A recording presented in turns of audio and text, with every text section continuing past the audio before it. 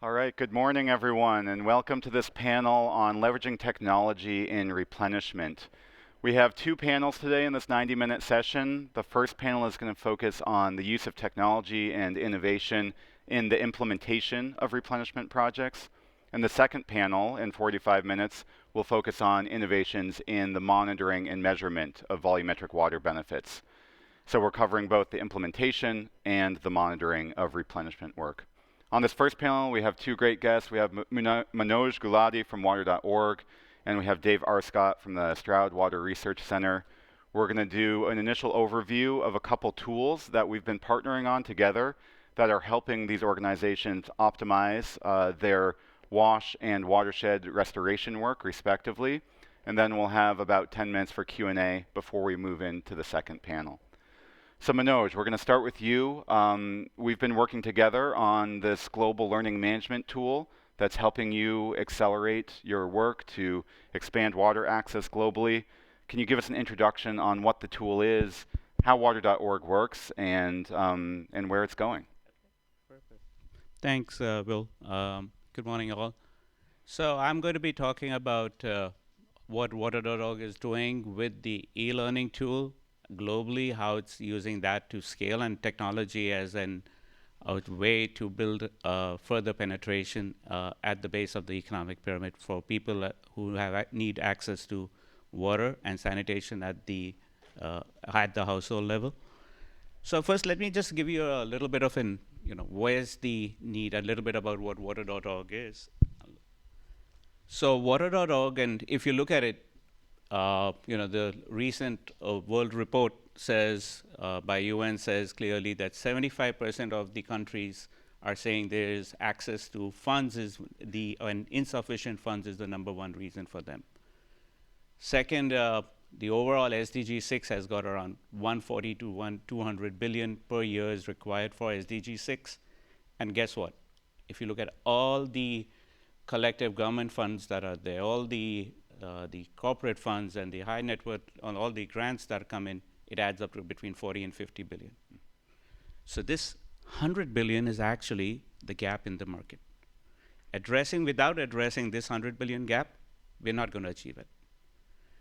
So water.org in its last 30 years has been instrumental, for those who are not familiar with our model, has been instrumental in focusing on bringing the financial markets, the capital markets, to play a pivotal role in making it into a product for themselves.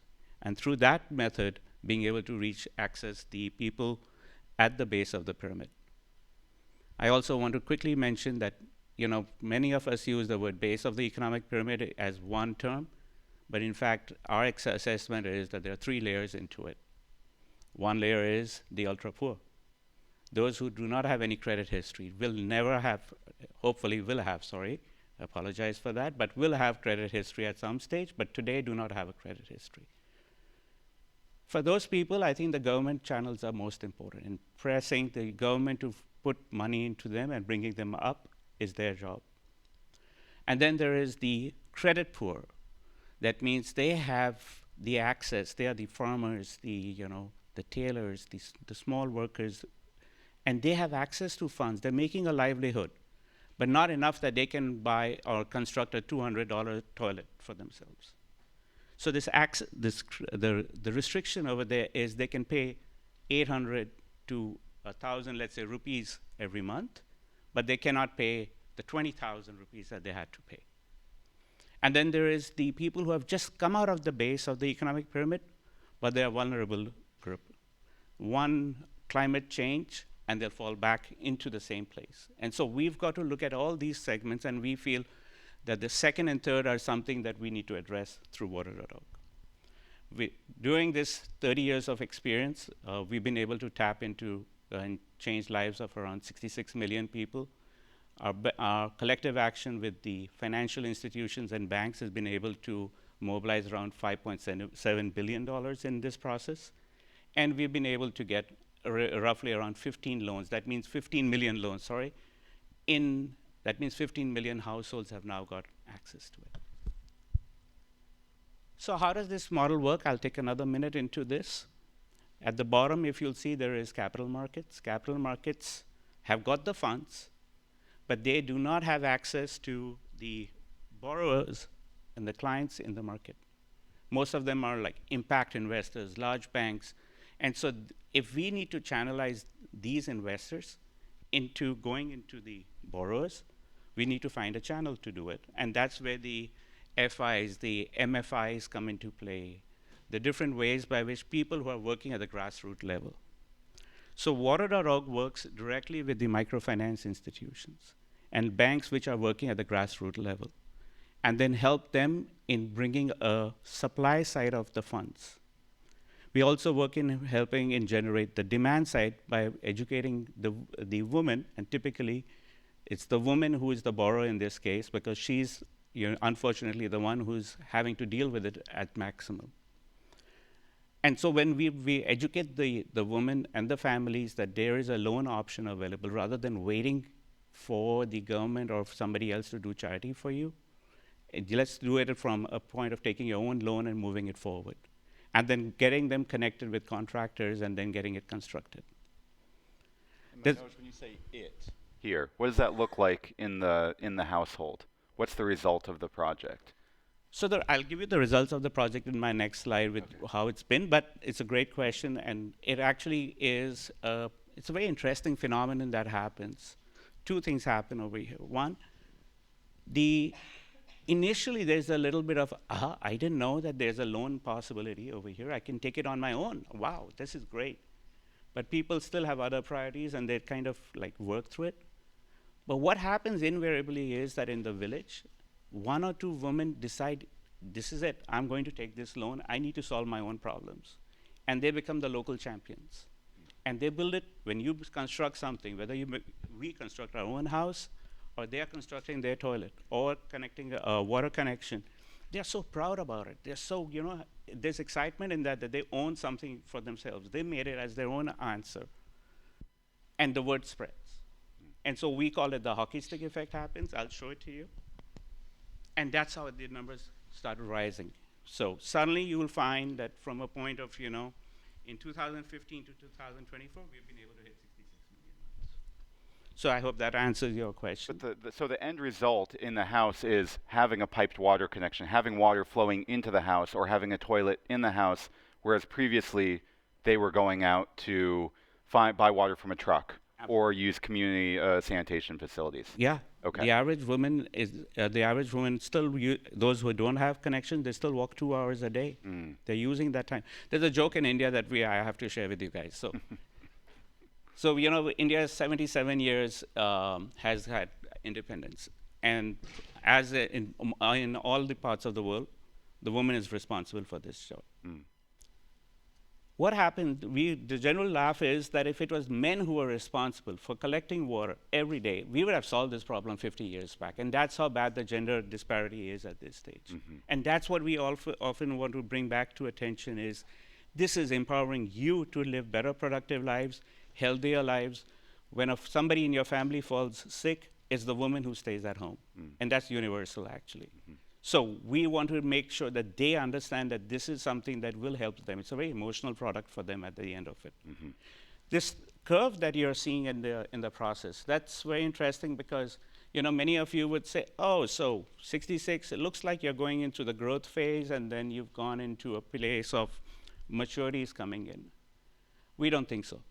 And it happened at times of, if you right in the middle, if you see the 20, 21, 22, that's when we started to realize during COVID times, when we were not able to go out, and there was, the best thing we could do was doing online training for our banks and for FIs, and we realized the power of training is so strong. We thought that when the COVID days are over, the water and sanitation loans are going to get a beating, right? Other loans will get a preference. Guess what? The world wasn't like that.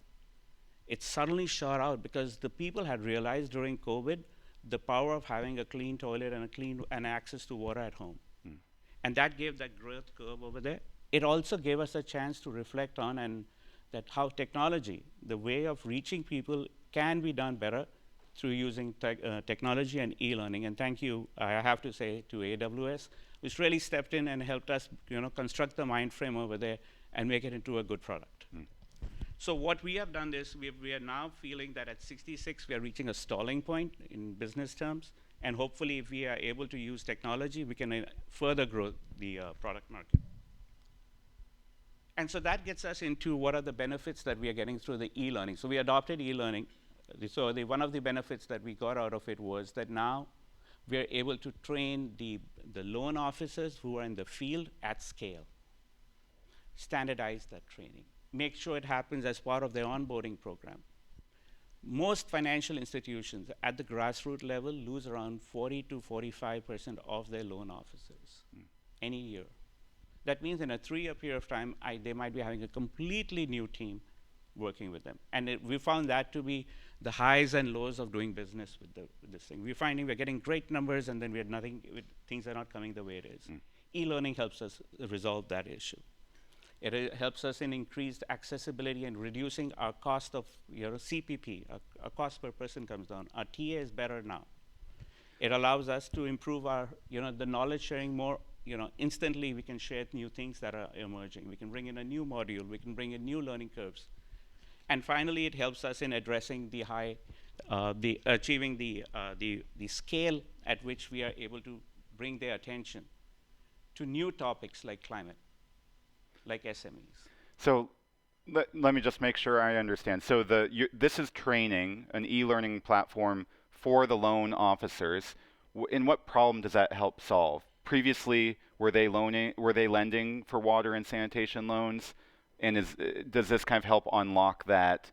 What are you trying to get them to do? Where you got status quo, where they're not lending, and this helps them to realize that it is a productive market to lend into. Is that the general idea? Okay, let me get more detail into it. Yeah, I'll get more detail into this. So what has happened is, the first part is, most financial institutions are looking for two things effectively.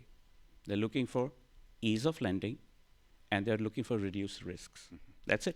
Financial institutions, that's all they work on. So how do you bring the ease of lending is, and first of all, we had to convince them that water and sanitation is a reliable, good product, which people will pay back, even if it's an unsecured loan. We did that for many years, and we built a rich database of all what is in it. So people started to, our first stage of growth was in getting it from non-financial product to doing as a financial product, which is around 2 to 5% of their portfolio. How do I scale it up now? So this is what e-learning will be doing for us, is taking it and bringing the loan officer to learn it at their pace, the pace at which they want to learn it, visual learning for them, and be able to adapt it into the market space, into their client base. Great. Thank you. I'll go quickly ahead. So this is how we built it. This is just a quick visual. You'll see some very interesting things over here. We kept it. One of the challenges that we discussed and we came through was, is the product going to be? Are we going to do it in first one country and then slowly scale it to other countries? And we decided no, it's time that we took it across all the countries, and therefore the visuals you will see are basically geographic neutral, right? The backdrop is blue because blue is the color of trust, so color psychology being played over there. Those are the kind of things that we started to play. Another thing that we had to really think through was, do we want to make it with big animation, but with the loan officer who's sitting in the village doesn't have the 5G network on which they can see it? And guess what happens if things don't work? You just switch it off and move on to the next task. So that was our biggest challenge, is will it work remotely in those village locations? What we want to do is, another thing that we brought in was 8 to 10 minutes of one module, 9 modules in 8 to 10 minutes each. That means you're doing other tasks, everybody's busy, loan officers are trying to reach their goals, and in between they do a washed learning curve. And that's how we built it through. So you'll see all this as part of it. I'll quickly run through it. And so then we started to, this is designed on the format is neutral, but then we are actually customizing it in this case for Philippines and how it works. bringing in the understanding of for them of what are the different stages of what are the challenges of having drinking from the river, what is the not having a clean toilet, what does it mean, and quickly bringing it into their trust factor. Bringing in the idea of how you can connect, how loan officers can use this as a social connection with their clientele. Eventually, what we want to do is that the the families know that at the base of the pyramid know that yes, there is an option available to us. Not that they have to take a loan, but if they need funds, that they are available. And second, that the loan officers know that this is our clientele, and we are able to socially solve their problems by giving them a loan. So that's where this conversation goes. And then, we do different exercises with them, which is like, putting in the right stack and do it so that they quickly, self-learning is the key word over here. And that's it. So that was how we built it up. We are currently, we did it from last 1 year, we've designed it. We did 9 modules. We've already, out of our 11 countries, we reached 9 countries. We've crossed the 2,000 user mark at this stage. And we've got already 9 partners who have signed up for it. And we are quite confident that by the end of next 2 quarters, it's going to cross the 10,000 mark. So the scaling is happening because most of the institutions are now saying that's the way we want to move forward. Mm-hmm. I'll pause over here and then we can take the next round. And so in terms of you getting more users, more loan officers using this, that translates into more on-the-ground loans for water and sewer connections in people's homes. It results in more people having access to clean water and sanitation. Absolutely. Make it easy learning for them, which transfers into higher productivity for them, which means better results for impact for water and sanitation. And as an organization, as water.org, it also helps you for every dollar that's invested by a corporate, by a foundation, helps you reach more people. Absolutely. For the resources you have available. We have always done the traditional master training and, being able to do classroom trainings. And I think we knew the gaps that were there. Not enough people were getting trained, and the quality of training was not reaching out to the second and third level. Yeah. And therefore we said, let's circumvent that, and let's bring in a hybrid model. Yeah. And that's how we think the productivity will go up. More consistency will come in lending. Mm-hmm. The highs and lows when people go and then new people come in, they quickly get ramped up. They continue lending onto it. And this is something you're using globally. You're doing it in a bunch of different languages, right? 12 languages. 12 languages, yep. Yeah. Okay. We localized it. That was another thing that we wanted to spend time on, is first localize it so that the loan officer don't have to learn in English or in a few languages. They'd have their own languages. We did the market assessment, and then we came back with that. So thank you. And so you're moving from a place of having to be in country, in classrooms with loan officers at a certain time, doing this education, to by using a cloud-based approach, you can reach people where they are, when they have time, in harder to reach places across the world. Actually, it does a tremendous thing, because now I can do, first stage I can bring in is get them to learn the basics as they come in.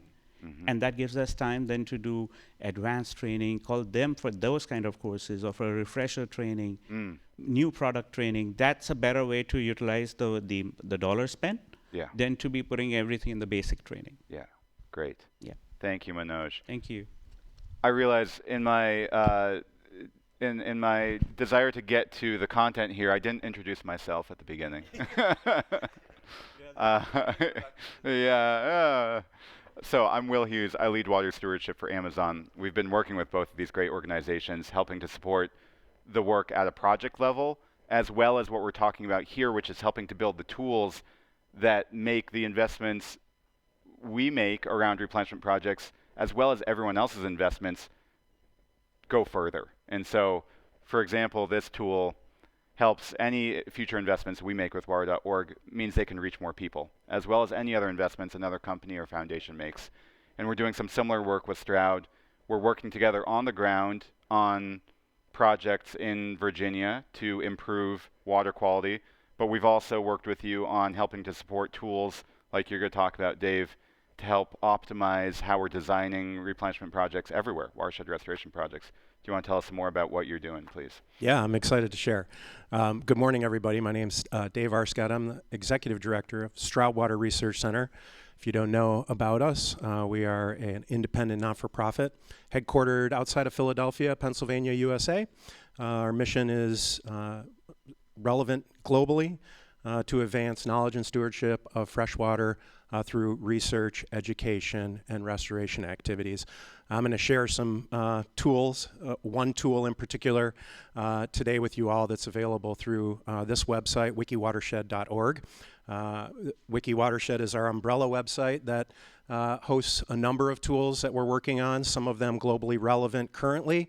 Others we're expanding with assistance from our partners, including AWS, to make Model My Watershed globally useful.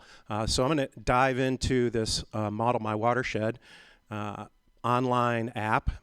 Like I said, you can access this right now through wikiwatershed.org.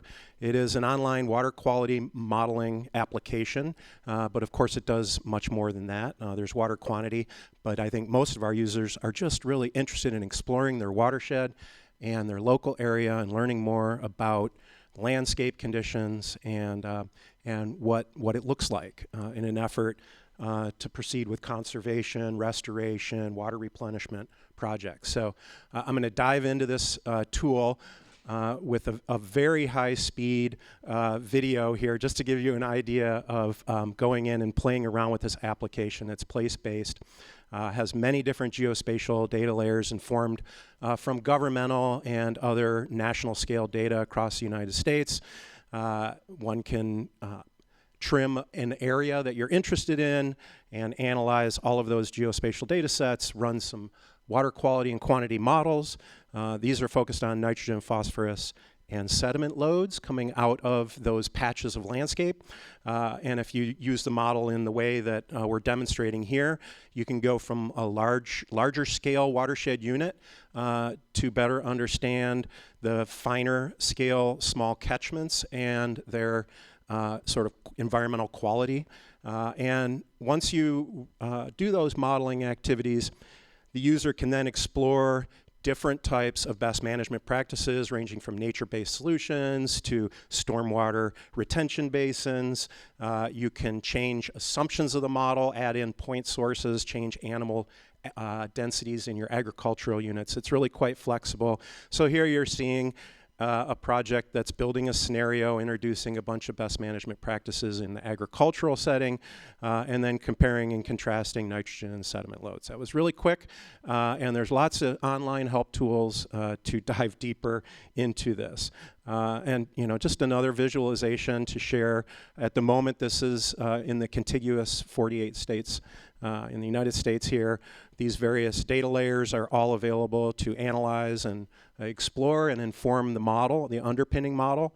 There are two different modeling approaches. One is to investigate storms, single storm events, where you can dial in your own intensity over a 24-hour rain period, time period of rain, and look at stormwater runoff. Another model that we use more regularly that's been used to inform our water replenishment model looks at sort of 30-year average annual conditions to get us a better idea of long-term conditions in these watersheds. Just quickly, I'll share some ways that we have applied the model. And to be fair, this is an interaction between back-end API services. Sophisticated users can use this technology as a coder to hit some endpoints behind the scenes to pull data from this system and blend it with your own ArcGIS or geospatial engine and do more sophisticated analyses. So we've been involved for about 10 years with a significant investment in the Delaware River watershed to implement best management practices throughout the watersheds there. And our client at the time asked us to take the entire portfolio of $60 million of investment over 10 years and help us visualize and explore where they've made impact in a landscape. So we've connected this to project aggregators that account for all of these best management practices that go on the ground, and brought them into the modeling framework to better understand that. We've done this. Some other approaches that are interesting is to think about how open space and preserved forest land can come into this sort of analysis, to think about if that land wasn't preserved, what might have been the fate? Can we model out if buildings go in, if a shopping center goes in, or forests get converted to agriculture, and estimate the protective value of that land staying in forest or other land conditions.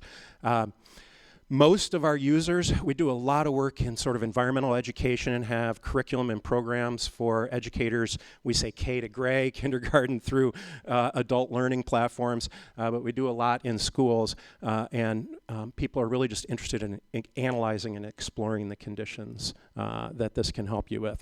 And then lastly, in our water replenishment work, at the Stroud Center, we do quite a bit of research on nature-based solutions as well. And so we have our own understanding and data on things like cover cropping and no-till and other activities that influence soil health. And of course, that's one of the best management practices that can be used for water replenishment strategies, as better soil health infiltrates more water into the ground, and you have a return on your investment for groundwater contributions. So we've used the model and that information in the context of estimating the amount of benefit for investment in this way, and then also strategizing on where we deploy our efforts on the land to do those restorations and those communities we work with. So that's it in a nutshell, but I'm happy to talk more about that with any of you afterwards. Great, that's a lot. I'm wondering if you can break it down for us a bit more and maybe give us an example of what's the type of question you might be asking in a bit more detail. It sounds like you can use it to quantify the potential benefit of a project. You could also use it to say, if you want to, we want to address nutrient pollution in this watershed, it could help tell you where you should go focus. Could you give us an example so we can kind of understand a bit better what questions you might ask and what answers the model could give you? Yeah, so I think that very quick animation was a nice example. I'll just come back to, for us doing the watershed restoration work, when we get involved in a geography, it's typically, hey, this large watershed, we'd like to, a client or a funder, federal, state, whatever, would like to come and help improve environmental conditions. They're asking us where is our investment best put on the landscape, and whom on the land might you work with. So we use this tool at that larger scale first to look at the status quo conditions that are predicted by the model, and then get a finer grain understanding of where there are more problems or water quality and quantity issues are of greater concern in a smaller context, in 5 square kilometer watersheds versus 50 or 500. So at that point, then we can use that hotspot that we've identified and go out and do the landowner outreach and connections, right? Building trust and reaching your community, whomever that is. In our case, this is agricultural landowners and farmers. We can then better kind of look through the address Rolodex and contact farmer A, B, C, D, and begin to have those conversations about their receptivity to some of the best management practices that we're offering and helping them then implement through enhanced funding and technical knowledge and training, et cetera. So it allows you to get really granular down to the local level, even to the point of saying, these are the farmers we need to go work with in this watershed to address the challenge. Yep, and then the tool, so that of course you can share your data, you can send your projects to your funders, but which is important for transparency and to see where things are going. But we also use these tools in those farmer trainings, different levels of sophistication. You might think that's challenging, but we've proven that we can use these tools in a 4th grade classroom all the way up to adult and seniors, and you just kind of need to know how to move around and talk about the tool and translate the information to your partners there. But we do use this then to show those landowners, those farmers, say, hey, here's what we're talking about when we say, this strategy is going to help not just your farm and your position with greater certainty of crops, but this also helps on our end with the water quality and quantity outcomes. Here are some models that demonstrate that. And in our case, oftentimes when we have great friends from that relationship, the farmers will then allow us to come on the land and actually test it, right? Because I think they get the picture that models are models, and does it really work on my farm? So then we can build a monitoring program and help, and oftentimes they engage and collect that information right alongside us. So you're using it now in your work. Who else is using this model now, and who else could be using it? Seems like there could be potential to integrate it into some of the collective action work that we're seeing across the water replenishment space to maybe inform and get a better idea of how we optimize projects and move more quickly from beginning to explore a watershed to getting to the action phase. Yeah, so as I mentioned, I think the application to different interests is broad, and we've shown that, we know that. So we have governmental stakeholders. The state of Pennsylvania uses this in their regulatory program for Clean Water Act regulatory needs for their total maximum daily loads, lingo in the United States, to look at load reductions. We have municipalities using them for the new stormwater ordinances that are coming out when they're asked to do better, do more and do better with stormwater. And we have the farmers as well. I would say that one challenge with this, of course, it's limited to the local 48 states in the U.S. And thanks to investments from AWS, we're sort of building the infrastructure to handle global data sets. And we hope by the end of the year we'll at least have this analyze and explore your watershed functional, so that you can take a patch of land anywhere in the world and better understand how the satellites are classifying land cover and land use in your neighborhoods, and how streams and rivers move through that landscape with some global hydrography data sets.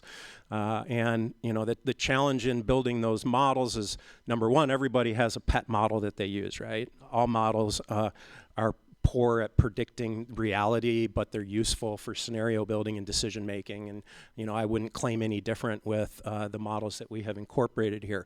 But the benefit of us getting that model implemented is this is a real quick response tool. There's no waiting around for answers for a day. It's very simple to use and straightforward. So it can be, if you're wed to your more sophisticated, more detailed, more accurate models, I would encourage you to still use those, but certainly on the front end, using this tool to quickly assess where you might work and with who you might work would be helpful. And so if anyone here or online is interested in learning more and accessing this tool, how do they find it? Yeah, wikiwatershed.org is the website, and it is a free for all users at the moment, and you can use it as a guest without sharing any of your information, but if you do that, you can't save your information, your projects. If you sign up for a user account, you can then have access to saving projects, sharing it. There's actually quite a bit more here to Model My Watershed, connecting to monitoring data as well. When you look at that patch of land, our tool will search national databases for, hey, what sort of water quality data are available, and where can I go and find them? The tool needs some refinement on that front, but that's coming as well. hopefully you'll check it out and explore. You can get lost in the tool very quickly. Okay, and so good for users in the lower 48 today, but then some global functionality by the end of the year. Yes. Yeah. Awesome. Manoj, coming back to you for a minute before we open up for questions. So start thinking of questions. We'll have a mic coming around in a minute. But Manoj, we just heard a bit about where this watershed work is going. What do you see as next steps on the learning management system? How is that going to grow? What's the potential there? So the learning management system, as you know, as we're putting it, this is what we did was our first step. We brought it at the household level, the challenges, and how do you connect with the clients, the household users. But if you look at it, our next step is to get into issues like climate. Financial institutions, the MFIs, are going. If climate, the effects of climate would be what? It would be those people who are living in that particular area will migrate to other locations. That means their clientele is getting lost. They'll now not be able to recreate that clientele. It's the way the business moves out. And so for our key focus at this stage is to integrate WASH and climate at the FI level, at the financial institution level. So modules in terms of that would be very important. Enterprise modules would be very important. So that all types of lending can happen through this learning process. Refresher trainings are very important. That's where some of it would happen.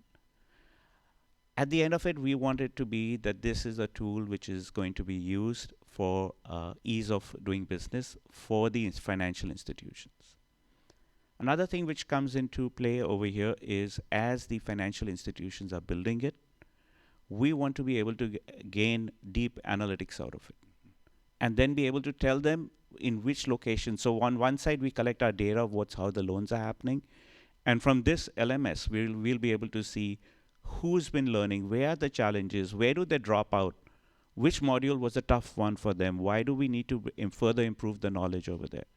So integrating LMS and analytics can be a really powerful game changer in this process. Wow. So moving the work to the cloud in this case not only allows you to reach more people, but you can keep optimizing, refining, improving the training based on the data you're seeing in the engagement with this tool. Absolutely. And it keeps our team more in tune to where we need to, which products are doing well, correlating that with was the training done well or was it not done. Right. And that's the power of tech that comes into play over here. What would in practice, what would integrating climate change into this training look like? I mean, would you be helping them refine how they think about risk and whether they should be lending in this area if you think there's high possibility for climate disruption? What do you think the end result would look like of integrating climate change into the training? I mean, even last 3 days, there's been a lot of talk about, when we talk of climate, invariably WASH gets slipped out of the curve. Okay. So bringing it back into this thing, we're not lending for EVs and solar and that's where most of the lending happens. It's bringing the importance of WASH and bringing it as a self-learning for them. Because that's how then once learned, then they are able to correlate the idea of what's climate happening. It's not an act of God or the government has to take care of it. It's something that they can create their own roof rainwater harvesting product. They can create their own soak pits for it, help recharge what the collective water is, where the wastewater is going. They can use that as a way to go forward. And so there are simple tools that we can give to them. Where they have tube wells, we can give them examples by which they can become more connected with the clientele in having a broader conversation and not just about lending process as such. Great. So it opens up maybe some new types of interventions and loans that help make the households more resilient to the impacts of climate change. Absolutely. Yeah. And taking control of what they can do with it at that stage. What is their options available? Great. I think that's the key link that we're trying to fill up at this stage. Great. All right, we've got a few minutes for a question or two. Do we have any questions in the audience?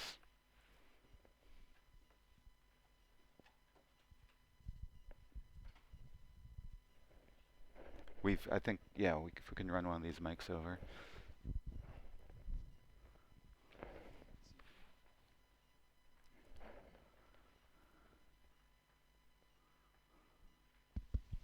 Hi, uh, for Manoj. Thanks for that presentation. Could you tell me historically what the yield is of trained financiers or trained loaners to piped water connections made, or people that you would add to your bar graph? So there was I think you said, 3,000 trained so far, and you're aiming for 10,000 in the near future. Does that translate to the sort of millions you need to add incrementally each year to keep that slope that you showed? Or is this just one piece of the puzzle and there are many other things you're thinking about? When you take up a project, there's a level of risk and a level of theory of change in your mind. You have to make a macro and both a micro assessment. So there is no, I cannot have at this stage, we spent the last 1 year in, doing 9 modules in 12 languages in 9 countries. And that's fast project. That's a very fast rollout. At this stage, we strongly believe that yes, this will create productivity because of the way we are seeing financial institutions are adopting e-learning as the way for their own learning programs. So integrating it into them. So that would be one. Would the yield double? I can't say that. Would it be a 20% jump, which is great? Why not? I also want to bring in the amount of smartphones that have come into across the globe. I mean, we are currently at around $5 billion phones are there, smartphones across the world. But if you look at it, and most of them are in the US and European countries, I mean, that's the high population. But if you look at it by 2030, it's going to be at least 7 to 8 billion phones are going to be there. Bangladesh has got 40% smartphone penetration. Philippines is around 60%. India is at around 50%. So just think of it, young people, what are they using today? Technology, smartphones. Our e-learning is mobile enabled. So while they're moving around, while they get 15 minutes, they can do it. And I think that's what it is going to be. I also think, and just to get the yield answer in another perspective, is not just looking at e-learning as the mantra to go and get the solution, but actually bringing in things like recognition, getting a certificate if you complete the thing from the CEO of your organization. That's huge for a 22-year-old kid who says, wow, I actually did this certificate and I'm a champion or I'm an advanced wash lender. And I think that connection will give us the desired yield that we're talking about. I hope that answers. And I will say, when we originally started the partnership, we did some kind of back the envelope calculations and thought a very conservative improvement in reducing the cost would lead to about 5 million additional people getting access to clean water and sanitation over 10 years. So that was kind of our initial projection, which won't solve the entire problem, but it makes a big dent. Absolutely. I thanks for reminding me of that. It's we definitely expect that the kind of next few years it will be there. That's the value creation that we are creating with our partners, right? We are giving them something which encourages them to forward that product, the financial product, wash as a product, into their markets. So value creation is also going between us and our partners. Great. Thank you for that question. Any other burning questions on this panel before we switch? Got one more over here.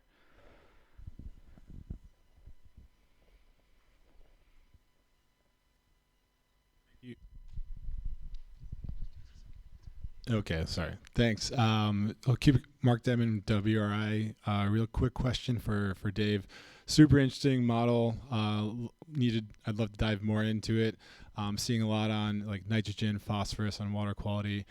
And my question is around, are you thinking about PFAS? I know that's emerging, and there's going to be a lot of questions to get, especially the level of granularity, but I love the way you're also talking about potential users of municipalities, but we'd love to see early thinking on how to if you're starting to look at PFAS.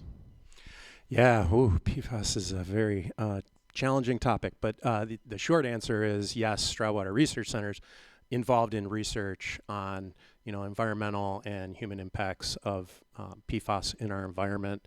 I think we're a long way from understanding fate and transport of those chemicals through our soils and our waterways, and with depending on who you talk to, 10,000 to 30,000 different chemical compounds in that PFAS. There's an incredible diversity in how they behave as they move through soils and in water. So that'll be a very challenging modeling effort, but certainly things like Hotspot Explorer, or is there a possibility or potential that PFAS could be a land problem here? I think that might come first. I think we already know quite a bit about where it's most problematic, at least in the United States, with firefighting foam around airports and some other applications. We're doing work in the biosolids side. So wastewater treatment biosolids are permitted and applied on the landscape to various farms for non-food producing crops in the U.S. And depending on the wastewater treatment plants pipeline of service area, they may or may not have significant problems with PFAS in those biosolids and thus on the land. So yes, we're working on it. I think it'll be a while before anything like that appears in Model My Watershed. More likely to see things like bacteria or temperature of the stream. One point about climate change that I haven't brought in yet is, of course, it's climate change relevant and adaptable, as users can put in their own precipitation and temperature regimes. We've done that out to 2100 with global climate model estimates of changes in precip and temp. So you know, those things are built in already. But adding other chemicals or pollution concerning issues would be on the list of to-dos if we know enough about modeling and predicting where they are. Great. Thanks for the questions. Thanks, Dave and Manoj, for that great first panel. We're going to thank these panelists. Thank you all. Invite up the next panel. Thanks, guys. Yeah. Thanks.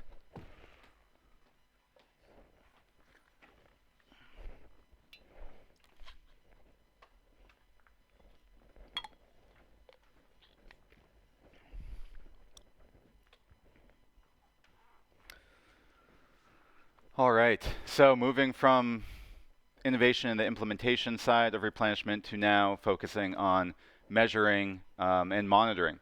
So let's just do some quick introductions here. Nico, we'll start with you if you want to introduce your organization, and then we'll work our way down the line here.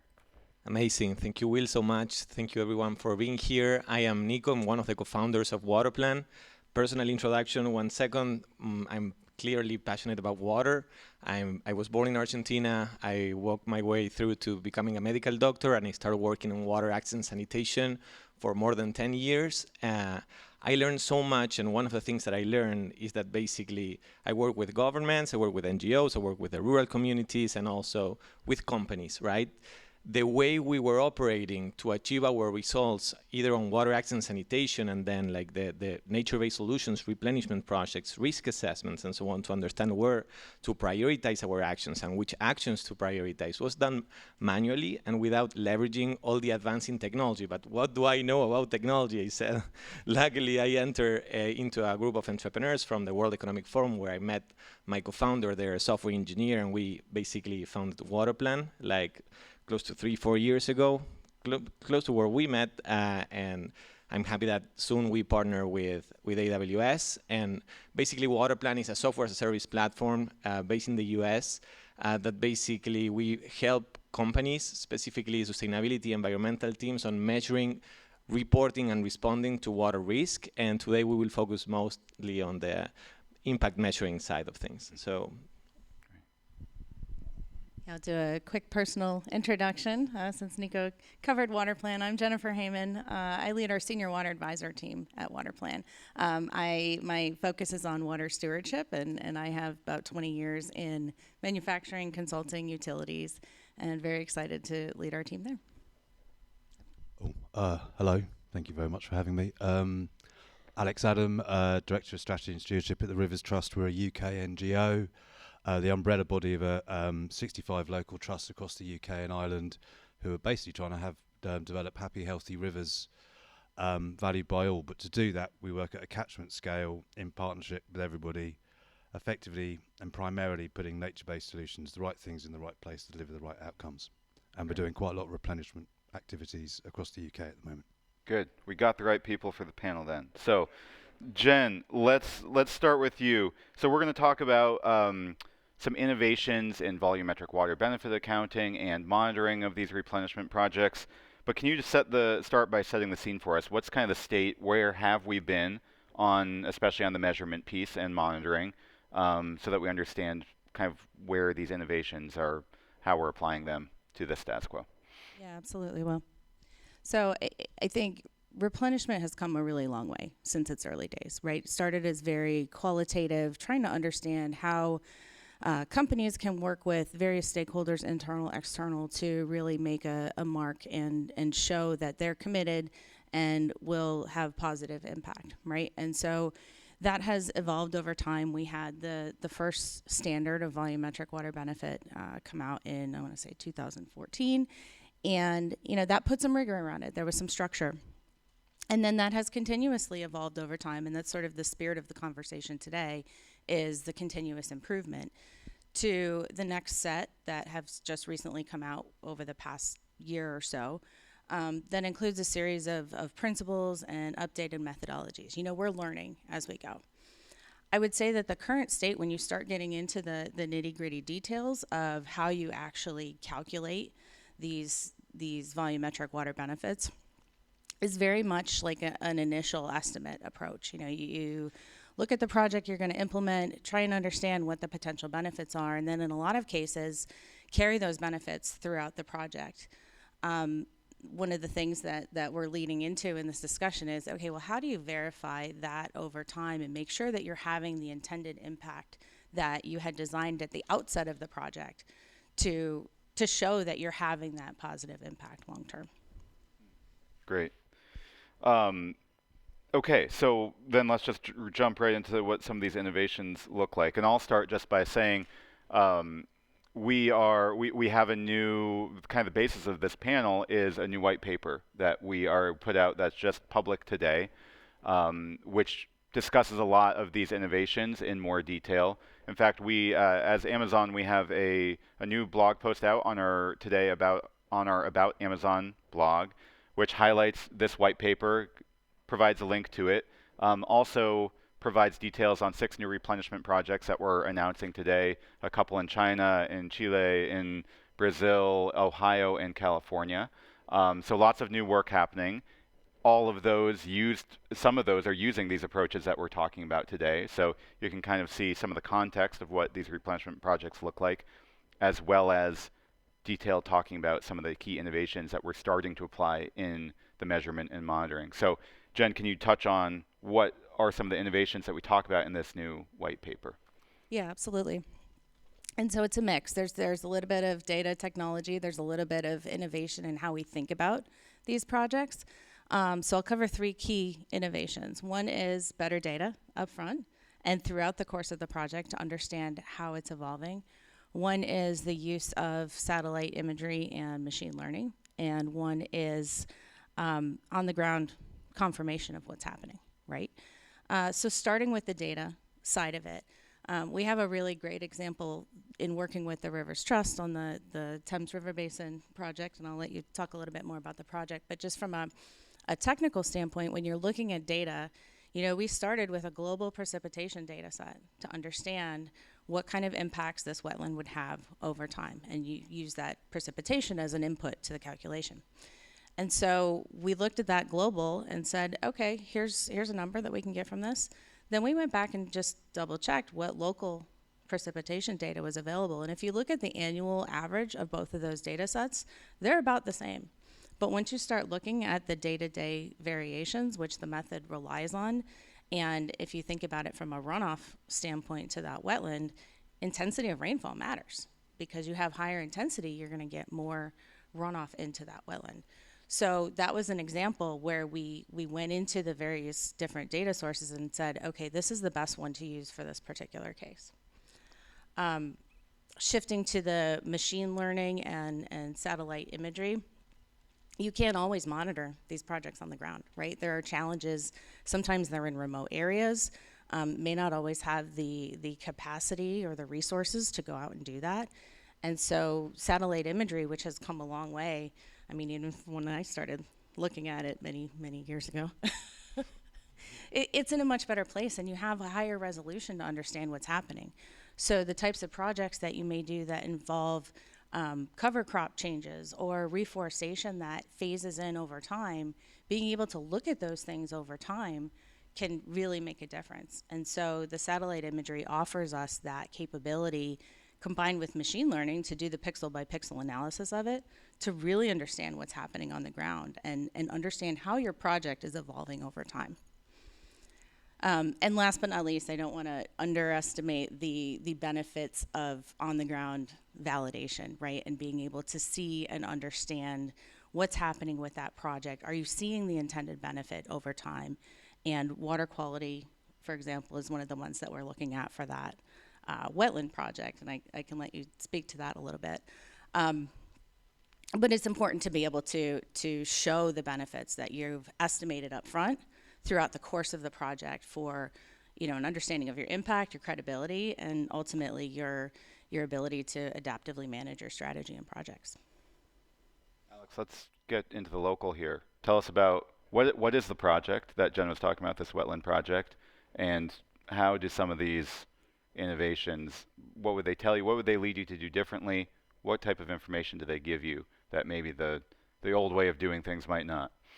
Okay, so just a wee bit of context. So in the UK, we're fortunate that we have these catchment management plans. So there's already local modelling that's been done on the ground that, in theory at least, identifies key areas for improvements, particularly around rivers, runoff, what have you. So we're luckily approached by Will a while back to talk about some project opportunities focused in the Thames Basin. We knew in the southeast of England there's lots of chalk streams. They're a very rare habitat, under a lot of threat from different pressures, agricultural runoff, road runoff, etc.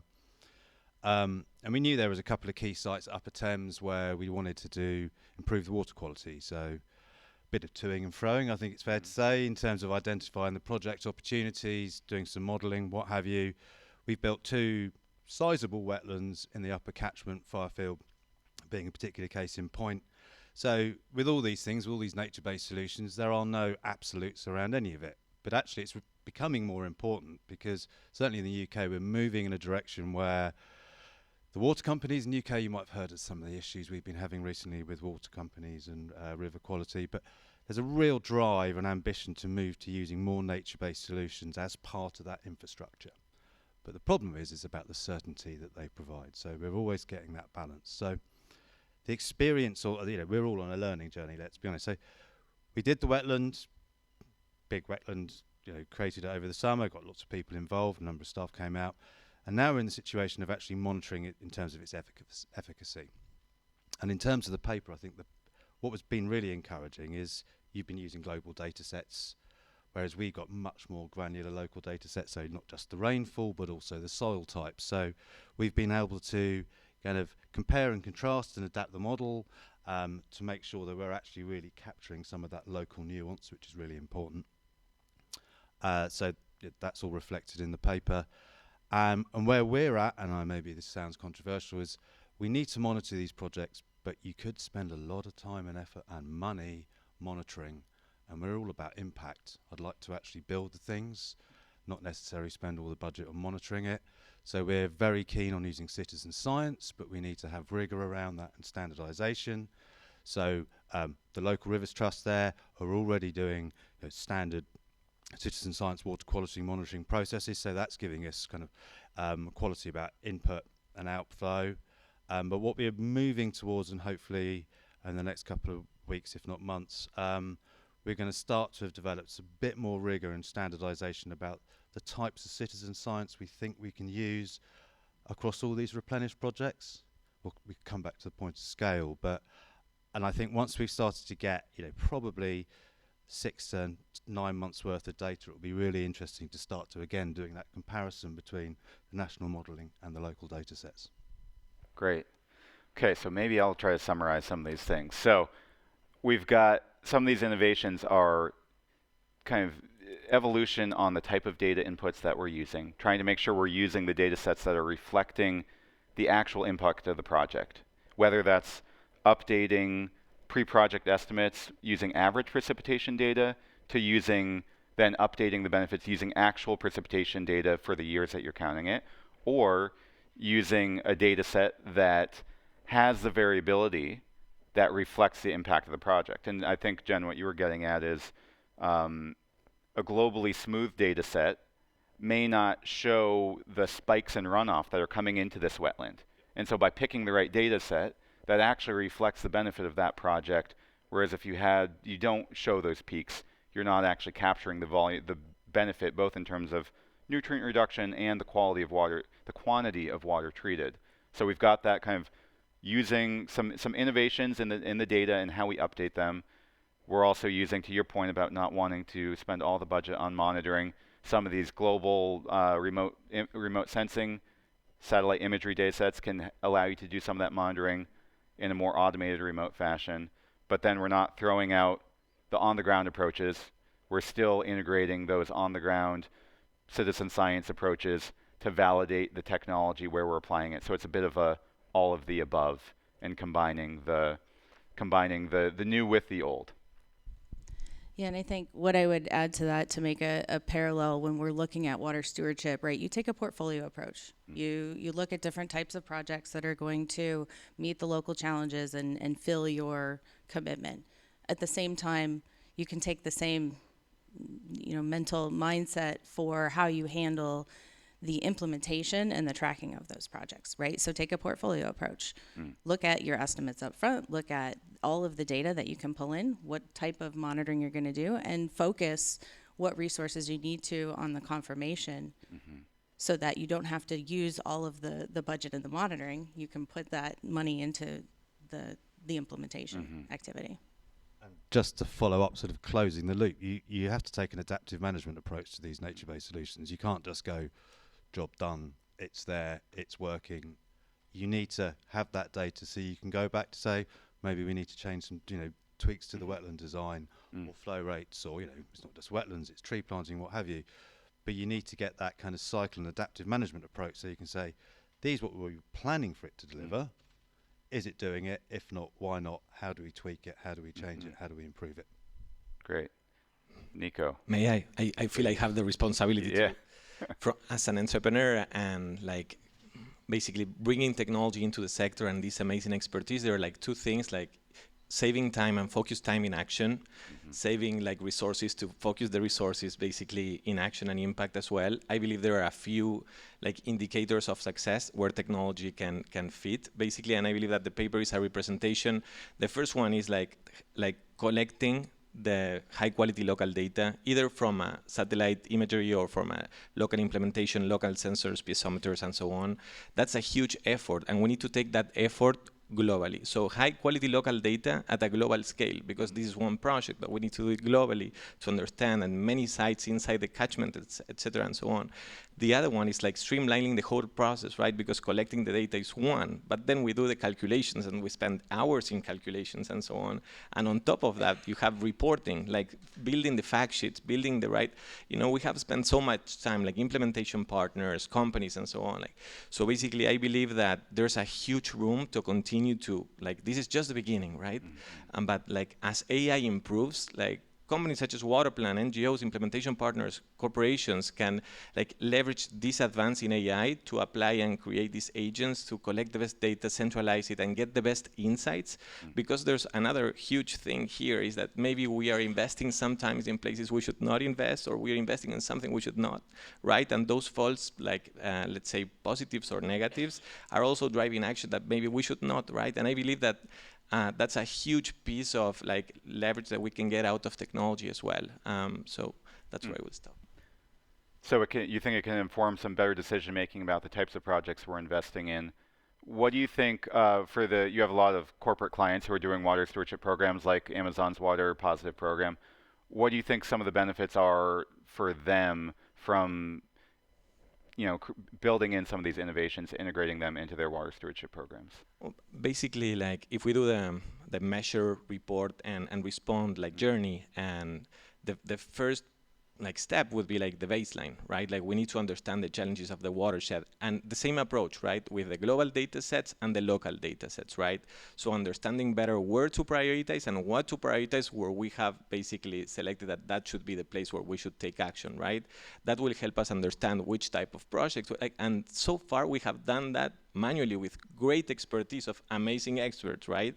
And what if we take that expertise to scale, right? Because now things are bigger, are larger, and we need that time, right, to take action and focus. So that would be the first piece, like understanding where and what to do, right? To make sure the investment that I'm making is the right one. 100%. I could have gone and invested in a project with someone other than Alex, which could have been a disaster, but luckily I found him, and now we know that's the right thing to do. 100%. Yeah. Phew. All right. Yes, and I repeat, like we do report, like measure, then reporting, because that's usually the way it goes, and then you take action to improve the reports and so on, and get to your North Star, basically. I see like our users, you were talking about like our corporate users, and they spend so much time, like the biggest headaches are usually under reporting, right? So instead of focusing on like building the right impact, business continuity and so on, so that, and increasing demand on reporting now with the new frameworks and so on, like it's also like one of the opportunities for us to open up to technology and say, okay, let's take it to scale, let's leverage better data, and by better data, I mean like more data sets that can help us understand what was going on in a dynamic fashion, right? And at a global scale, right? That's pretty much it. I would stop there. But then on the reporting piece, you go to the respond, and please take it from there. Yeah. The efficiency point and this scale, I think we've now got 56 different replenish projects sort of either being delivered or we're sort of monitoring and measuring. The Rivers Trust in the UK. Yeah. So, we started off, we had one or two, and it's grown, and that gets difficult, and everybody wants to have their reporting. We need to kind of track where all those projects are, and as this thing becomes more real, there's rigor and auditing, etc. So how do we find the tools, the technology to make that easier, make that more efficient? So again, from our perspective, we just want to get out and fix stuff. I don't really want to have to fill forms in if I can avoid it. Yeah. So anything that we can do that enables to efficiency in that space, to my mind, is a godsend. Absolutely. Jen, are we saying like the VWBA 2.0 is no good and this is a replacement? Or is this is a very leading question? Or are we building on it? Obviously, we're building on it. Yeah, no, I mean, like I said at the beginning, this has been evolving over time, and the structure, the framework is really good. I think, what it comes down to is how does the rubber meet the road, and how are we actually going to do these things and provide the credibility and the transparency that corporates are looking for, at the same time as making sure that you are actually having that impact. So I think, this all works really well within the existing frameworks. And I'll extend even beyond VWB, but to include AWS and all of the reporting. The other AWS? The other AWS, okay. yes. Yeah. The Alliance for Water Stewardship, but also AWS. It all fits together, and I think you had a great analogy earlier. It was one oar in the boat. I'm terrible. I do mixed metaphors. So fair warning. I'll stop there in case they get worse. But it's one piece of the overall puzzle. Mm-hmm. Okay, so there's certainly some challenges that might come along with this approach. I think about, the nice thing about having a pre-project estimate for a replenishment project and then carrying it through is you have great certainty. But it may not reflect, continuing to use average precipitation data, may not reflect the actual impact, especially as climate is changing. Precipitation changes, then you may need to adjust those. But that kind of gives me a little bit of heartburn, because then how do I meet a water positive goal if I'm fluctuating? That could be one challenge I see. How might you address that or other challenges that you can think of? Anyone who wants to run with that?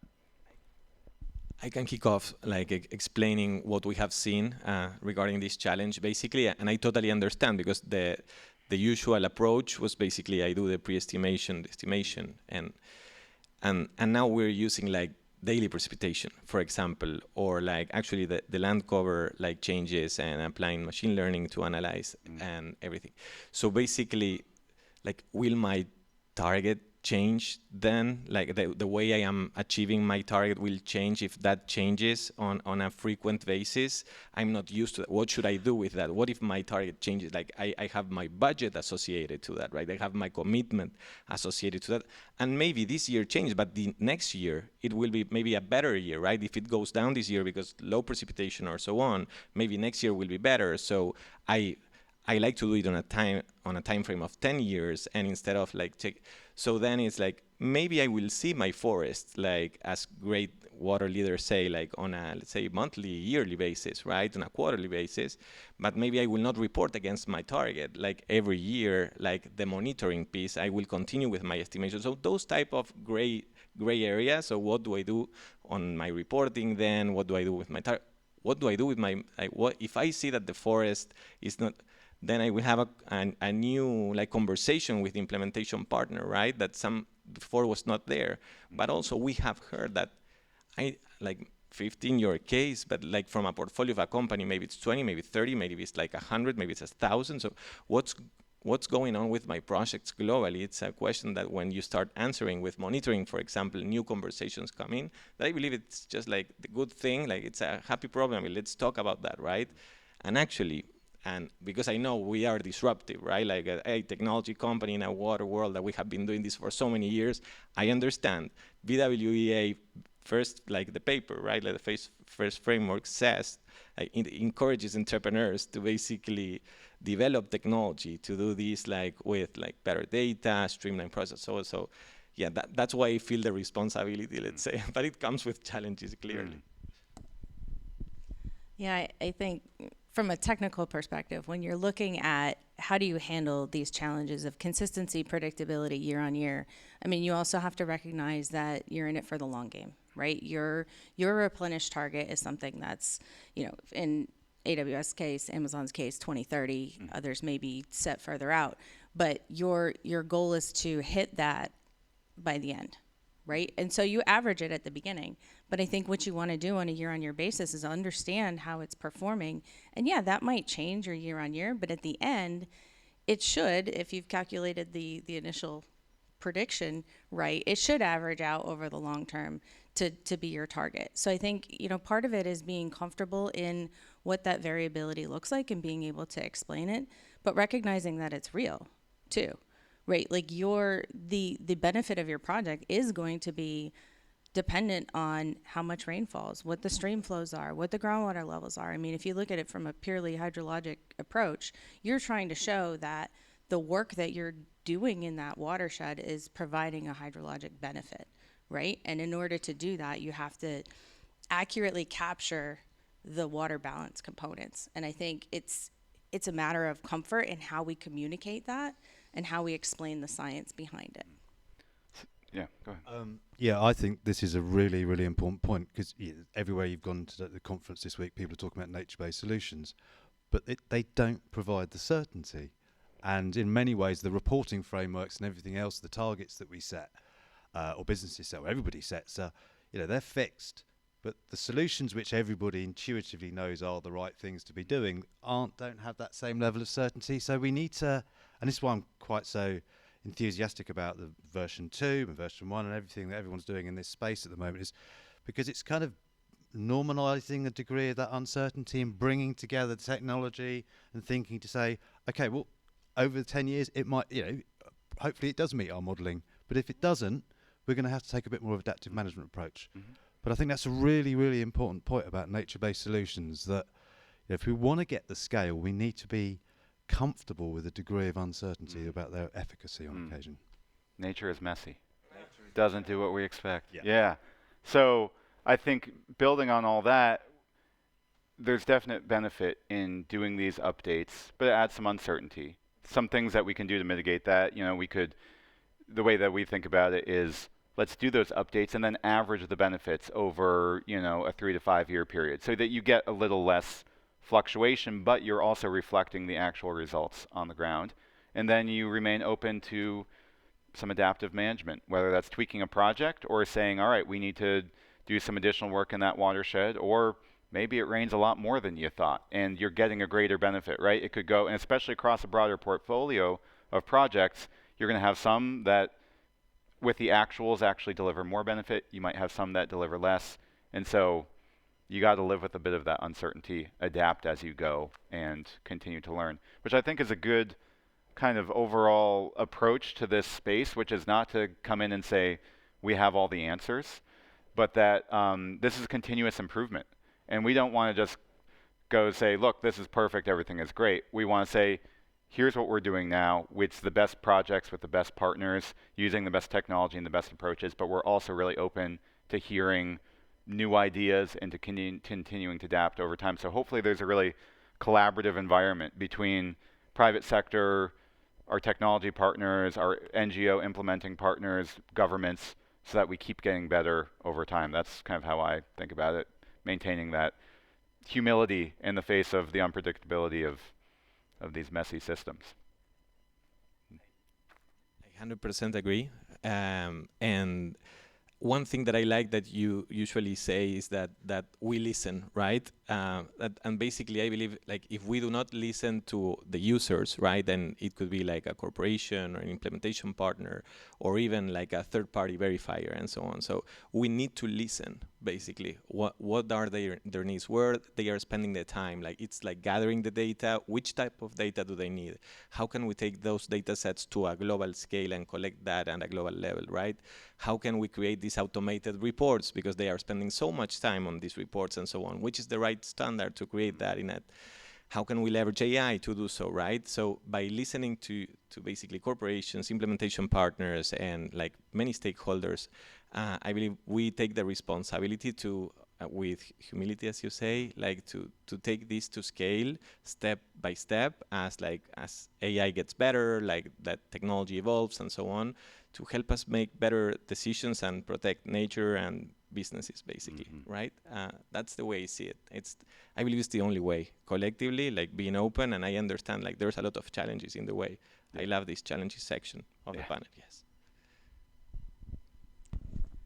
I think the other nice thing that it does, this feedback loop and listening and incorporating lessons learned, is that as you're monitoring in that adaptive management process, it helps you incorporate that into your next projects, right? Like one of the examples that we've talked about is often you don't know exactly where a project is within a broader landscape, and so that can be a challenge in terms of, okay, well, how do you accurately figure out what your benefits are for that location?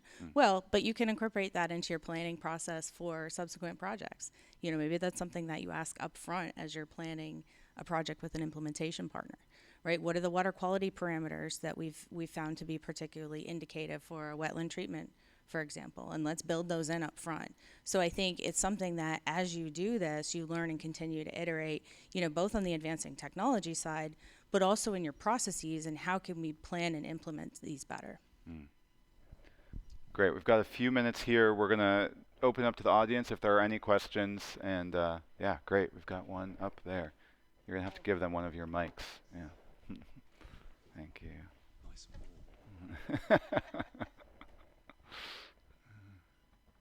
We had this one up there first, and yeah, right in the middle, yeah. That's right. Collective action happening as we speak. Thank you. I feel like I've stepped into somebody else's world and learnt a lot, so thank you very much for the conversation. And it's probably a question to just kind of help calibrate my own understanding, and perhaps it's useful for others as well. The discussion sounds like the equivalent of a carbon offsets framework, that this is a water offsets framework. I extract, I want to make sure that I return the same amount to the environment, or that my water use as an organisation is net neutral, if you like. And I guess what we've learned a lot from carbon emissions offsets is credibility, different schemes between different nations, what's the global targets, etc. So I wonder if I've got the sort of context about right, perhaps you could correct that, but also what might be happening for ultimately certification, regulatory standards, cross-jurisdictional standards and so on, for the sorts of accounting methods that you're talking about. Yeah, thank you for the question. I think we breezed over some of the real background here, which is this is all in the context of kind of what you said, of what we often refer to as a water positive program, a corporate water positive target, to say we're going to return more water than we use in our operations. Amazon Web Services has that goal by 2030 that we set a few years ago and are working towards. So yes, it's very much in that context. But I think there can be some trickiness in adapting this language from carbon to water, because they're fundamentally very different resources or challenges. Carbon emitted anywhere creates a challenge globally, whereas water is a very local or at best regional resource. And so I think there are challenges that you could see around credibility, but I think one of the things working on in our favor is water projects tend to be a lot more tangible.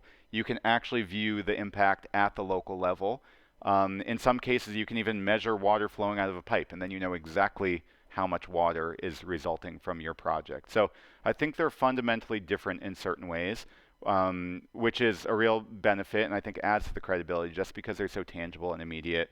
But there are standards very much in place. This we probably had a bunch of acronyms that may be unintelligible to someone who's newer to the space, but the volumetric water benefit accounting standards are kind of the framework that's used across the industry. They were just released, the new batch of them, last week, I believe. So we have this wonderful new resource, which is being used by corporations, by implementing partners, by groups like Water Plan that are the third parties that validate all of those calculations.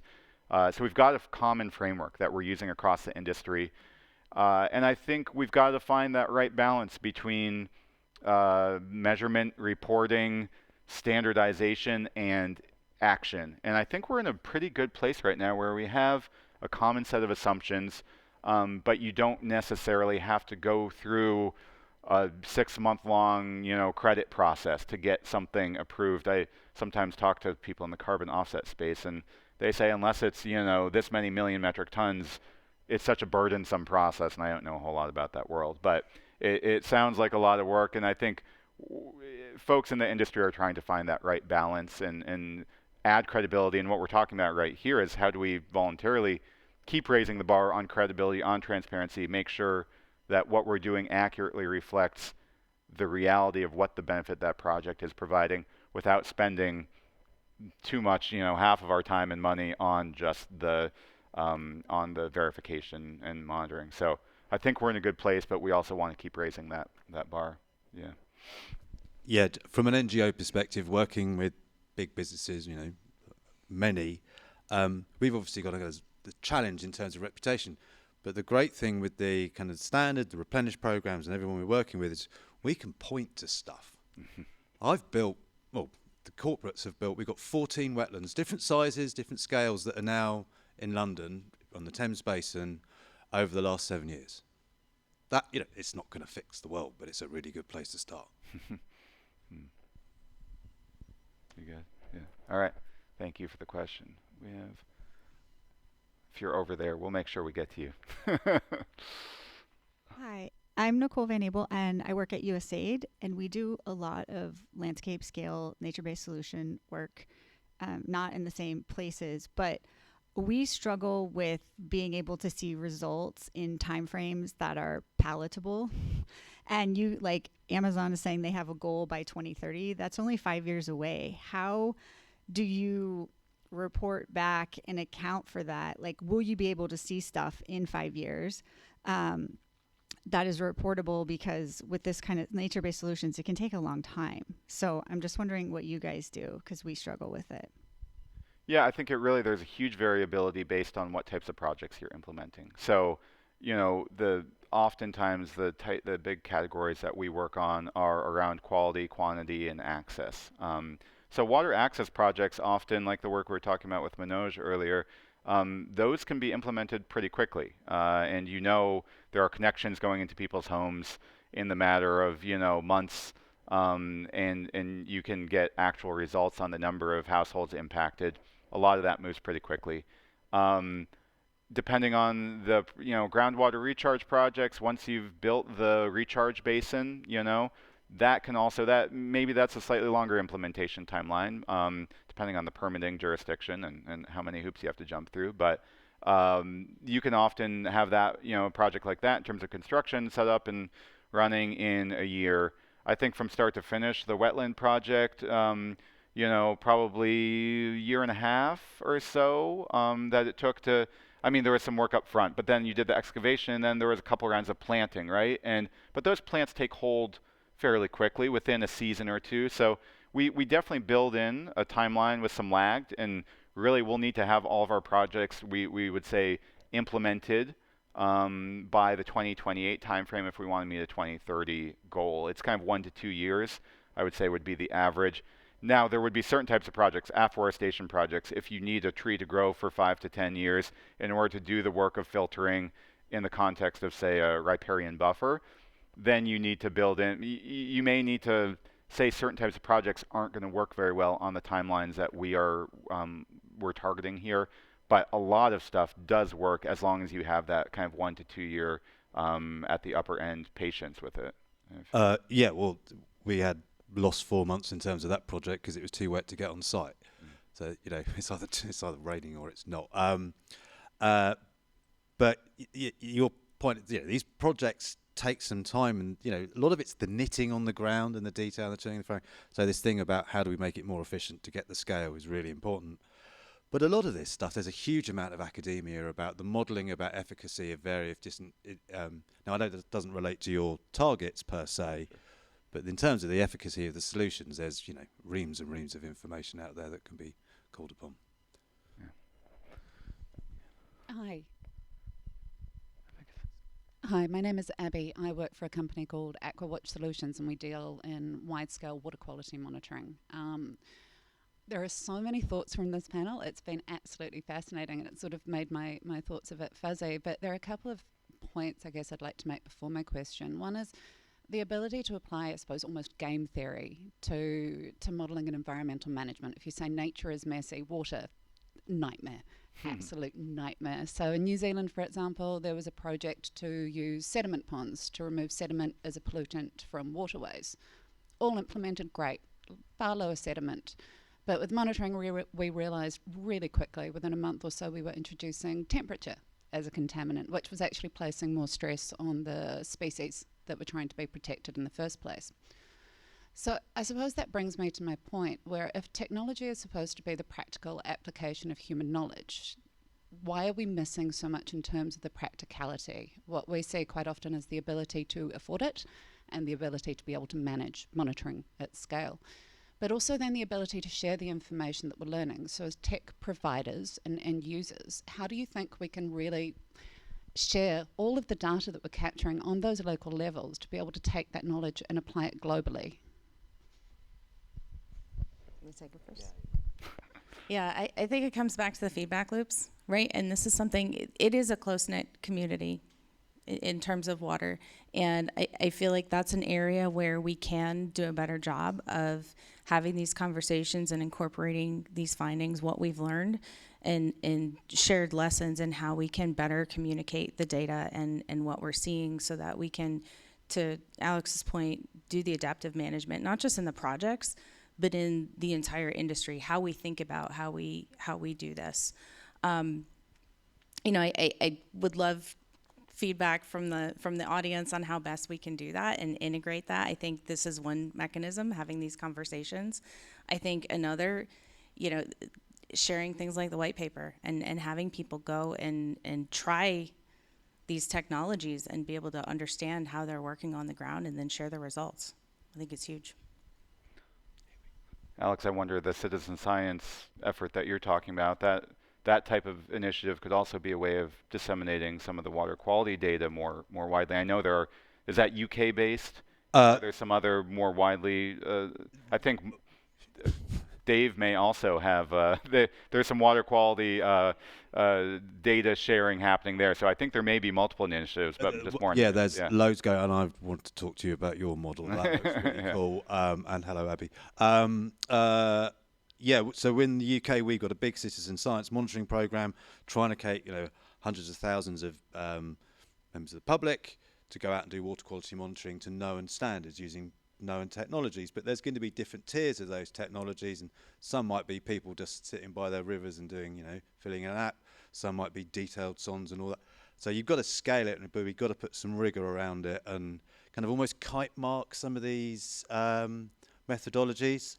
And I think there's so many lessons to be learnt globally from who's doing what, and how do we do that better? How do we all share our failures a bit more easily? I don't know what the answer is, but these places are a really good start, and generally kind of a drink or two in the evenings tend to be quite good at it.